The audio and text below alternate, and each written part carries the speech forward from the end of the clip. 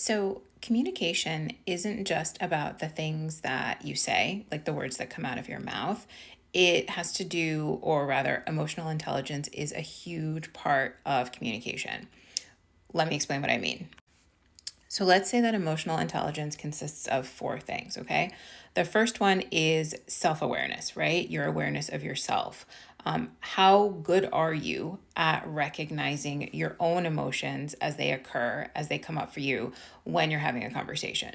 So, what do I mean by that, right? Like, say you want to have a really important conversation with somebody about a tough topic, and you self-awareness is your ability to recognize whether or not like you are getting triggered, whether or not you are getting heated, whether or not you're just about to lose it. And before that happens, you realize, oh, I need to tap out for a second. Oh, I need to take a break. Oh, I need to take 5 minutes to calm myself down, right?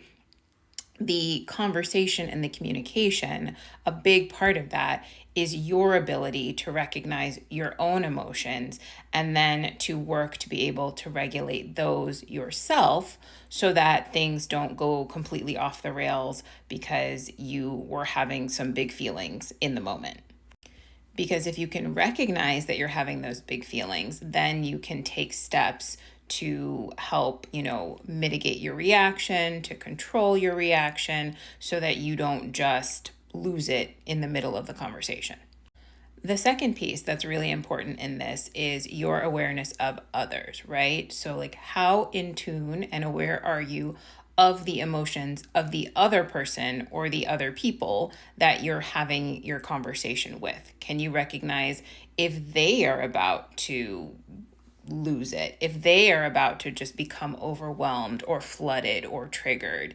And if you can recognize that, then you can also take steps to either say, let's take a break, let's take five. Like, you can take steps to ensure that the conversation doesn't completely deteriorate, because not only are you aware of your own emotions, but you have this awareness of the other people or the other person that's involved in the conversation as well, so that you can either hold space for them if you need to, or allow them the time to take the space that they need in order to regroup and show up as a better version of themselves in the conversation.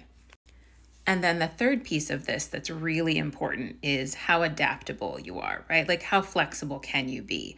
Say you had like a very specific list of things that you wanted to bring up and you had scheduled a particular time to do that, but something happened and you are not able to have the conversation at the scheduled time, right?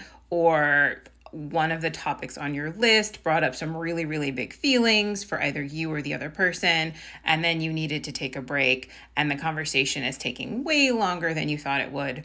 Or you got to one point in the conversation and you had your talking points and everything laid out, and then like that just got derailed because, one or both of you or whomever had some really, really big feelings. Can you be flexible, and can you just sort of go with it and adapt to whatever the changing circumstances might be of the conversation, right? Maybe you're not able to bring up all 5 points that you laid out that you wanted to talk about. Maybe you can only get to 2 or 3 of them, right? That's okay. And you need to make sure, okay, you file away those points that you didn't get to so you can bring them up later.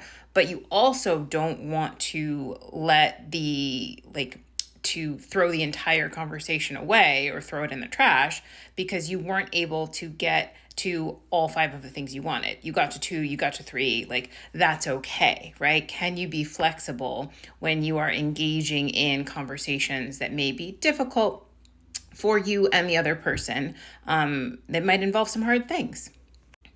And then the fourth point in the emotional intelligence that I want to talk about is how well you bounce back, how well you repair if something doesn't go your way, right? Like, conversations can get messy. We can be messy, right? Like, people are not always like cut and dried, and everything doesn't always go according to plan. Can you, after things have not gone according to plan, then come back from that and either, continue on or do what you need to do to address what happened and repair it? Can you deal if something does not go your way? Can you come back from something not going your way and then be able to say, okay, this is how I can, change things up next time. This is how I can work to have like a different outcome in the future. Or can you just say, okay, that didn't go as well as I thought it was going to go, or as well as I hoped it was going to go.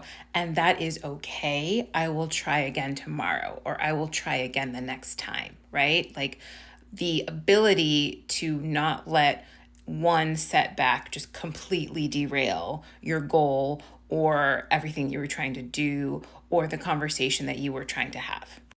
So all four of these things, right? Your awareness of yourself and your ability to control your own emotions, your awareness of others and that your ability to recognize their emotions, and then how flexible you can be. Can you adapt to changing circumstances? And then four, if something doesn't go your way and the circumstances are just not what you hoped they were going to be, can you then come back from that, repair, do what you need to do to get back on track? All of these things are not necessarily just the words that come out of your mouth or your ability to listen to the words that are coming out of somebody else's mouth, right? These make up the emotional intelligence ecosystem that I think is essential and crucial to successful communication.